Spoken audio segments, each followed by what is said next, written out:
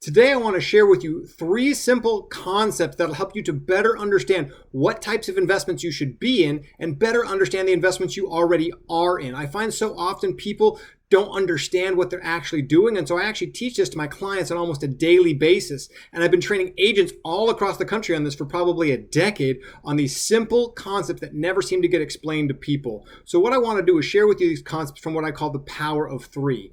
Three is such a powerful number. It seems to show up over and over again in our lives. It shows up in math and geometry and nature, in religion and astrology. I don't know what it is about the number three, but it just seems to be in so many places and so many parts of our lives. And so what I'm going to do is share you three concepts that have to do with the power of three. So let's go ahead and get into it. Right now, I'm going to teach you about the three simple qualities that are most important to consider when selecting investments. I'm going to do this by teaching you about something I call the priority triangle. This works in every business, every industry. The way it works is pretty simple.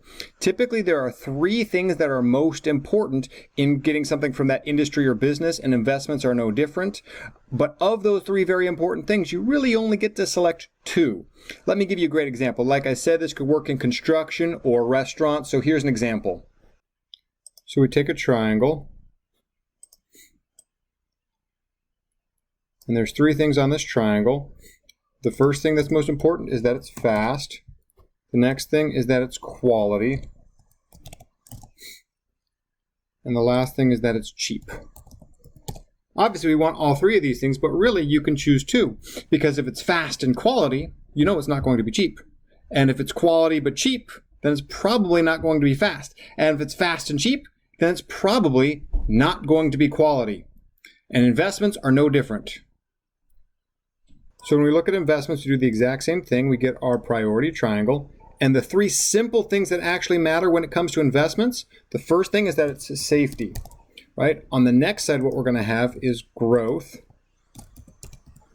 And on the last side, it is liquidity. These are the three things that matter most when it comes to investments. Conveniently, there's only actually three investments out there. Contrary to popular belief, there's only three. So if we take a look at this first little investment area here, if we want it to be safe and liquid, what we're going to take a look at is the first type of investment, which happens to be a fixed account. The way a fixed account works is pretty simple.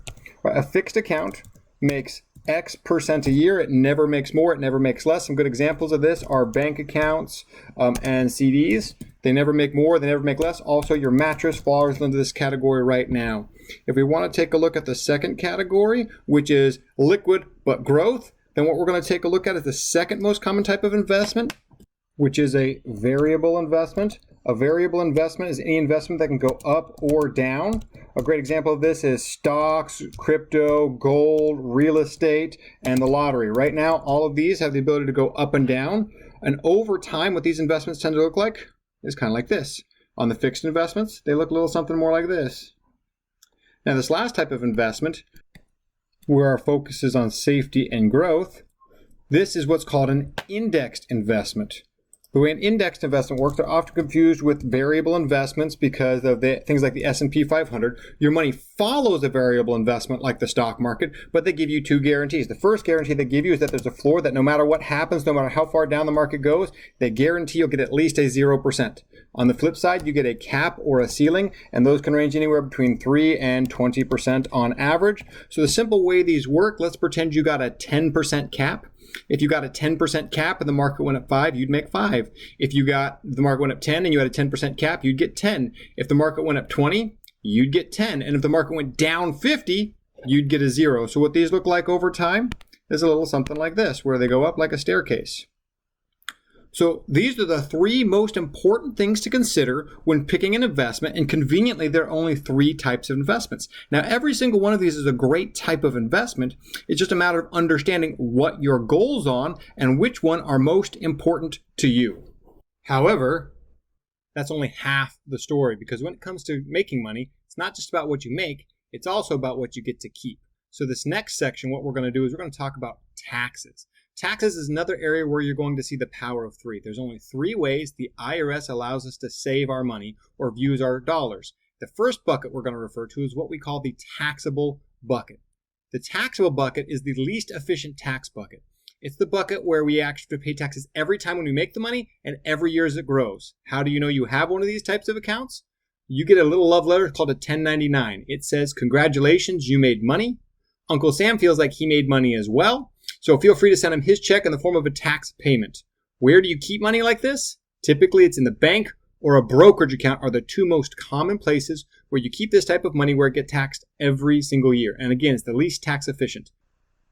The second tax bucket is what we're going to call the tax deferred bucket. This is actually the most popular bucket in America today. We have things in it like the IRA and the 401k. While all these accounts have different rules, they share three things in common. The first thing is that when you put money in, you get a deduction. A deduction basically says if you make $100,000 a year and you put $10,000 into one of these accounts, you only have to claim $90,000 on your income, reducing your taxes in this year. However, if taxes happen to be higher in the future, that may not be the best choice for you. The second thing they have in common is a special way the money is treated when it comes out. It's treated as ordinary income. Ordinary income is basically saying that you're deferring that money to some point in the future, at which point you will have no control over the taxes. It's like going into business with Uncle Sam where he's your partner, but he gets to vote every year on what percentage of your business he owns. If at some point in the future he decides, you know what, you've grown this to $1 million, but we've overspent, instead of 20% being mine, I'd like 40% to be mine. There's nothing you can do about that because you've elected to let him choose at the point in the future what you're going to give him.